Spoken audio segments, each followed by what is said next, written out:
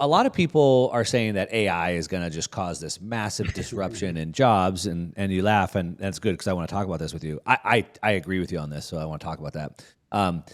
It's counter to what everybody else is saying, but AI is going to cause all these job layoffs, and then you referenced some of these big job layoffs that started back in 2024.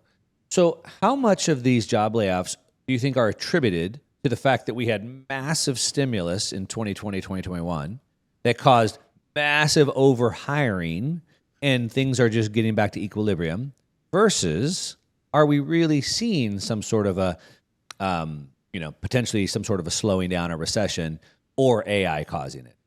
Where do you put those job losses? No, I think you hit the nail right on the head there. It's, in fact, that was the big thing. Jack Dorsey and Block, and at the end of February, they made that big splash where we're laying off, almost half of their workforce, and the media ran around with, "Oh my God, AI robots are replacing all these human workers." Yeah. No, what Dorsey said was, as Mark, you just said, we overhired in 2021 and 2022. He said we hired for 2 companies when we only got the business for 1. So in 2024, when oil prices went up, they started to correct for that by not hiring anybody. And everybody's blaming AI because it's the convenient scapegoat. It's easy to say, well, we're getting rid of some workers because we're preparing for the future. Because let's face it, corporate managers don't like to tell the stock market bad news. They would rather tell the stock market, hey, we're doing something positive for the future that's going to enhance our productivity and profitability, than to admit, hey, we're struggling here, we've got to cut our costs. They don't want to do that. Yeah.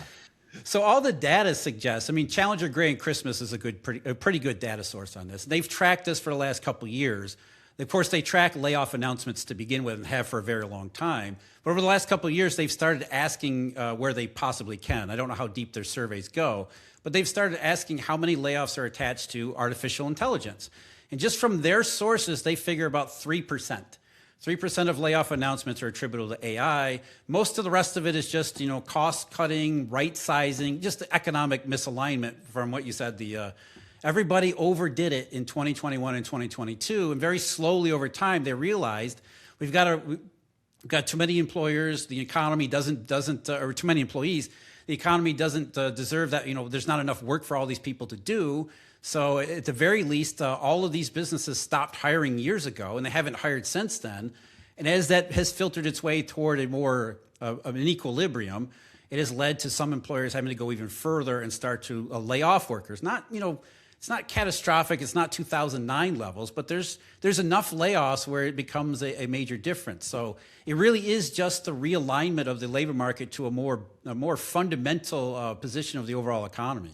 How do you sort of measure and think about this? So to the point of 2021, 2020, 2021, and the stimulus that went in, and it changed the trajectory of growth, right? So a lot of companies really started hiring a lot of people, and their growth rate started going up. Then, as you said, in 2024, the economy couldn't sustain the growth, so they had to get back down to equilibrium. So how do you balance?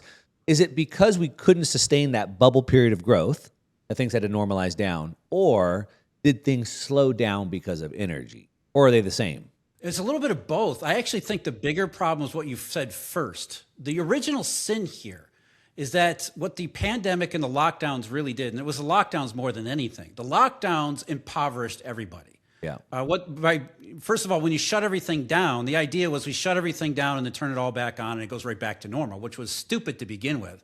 That's not how a complex system would ever work. But that was the idea. But then they shoveled a whole bunch of money at people just to, okay, it's not that simple to turn everything back on, so let's throw some money at everybody and everybody's happy, and maybe that will help smooth everything over.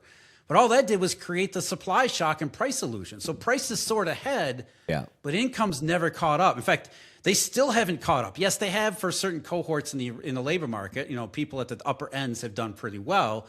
But for the vast majority of workers out there, they got left behind 5 years ago now. It's 5 years ago now.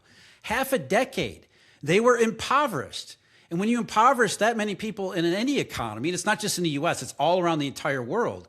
When their incomes, when they lost so much purchasing power because of non-economic reasons, really the stupidity of governments, what ends up happening is the economy can't grow.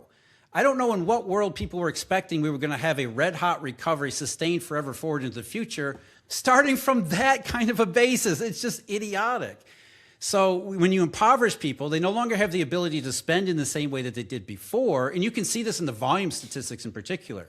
Volumes never recovered. Prices made it look like the economy recovered just because the price per unit was so much higher compared to what it was before. The auto business is the easiest way to see this. We make fewer cars repeatedly year after year after year than we did in 2019. The auto business has never recovered on a unit basis. On a nominal revenue basis, it looks like for a while there, automakers were just booming because revenue per car went way up. But if you're an auto business and your revenue goes up, but you don't make as many cars, do you need as many workers? Right. You don't. So you don't hire as many workers back. Maybe you hired too many in the beginning expecting that volume would return, but it never does because, people are impoverished. They can't afford the cars like they used to before. So now you have this problem where people can't buy your cars. Yes, your profits look good because nominal revenues went ahead, but you stop hiring workers because you don't need any more workers. And then maybe you start firing because you realize the economy's never coming back. And it leads to where you started out with this original problem of impoverishment. The slowdown in spending becomes another negative factor that leads to even more slowdown in spending because there's less hiring and there's more unemployment. And that's where you get into this downward spiral. It looks like a recession, but because it's been extended out over a 3-year period and still going, people didn't really pick up on it. For a long time, people called it a vibe session. Or, during the Biden administration, they downplayed, you guys don't know how good you have it. No, it really was a recession-like process that it played out over a very prolonged period because everything about this cycle is abnormal.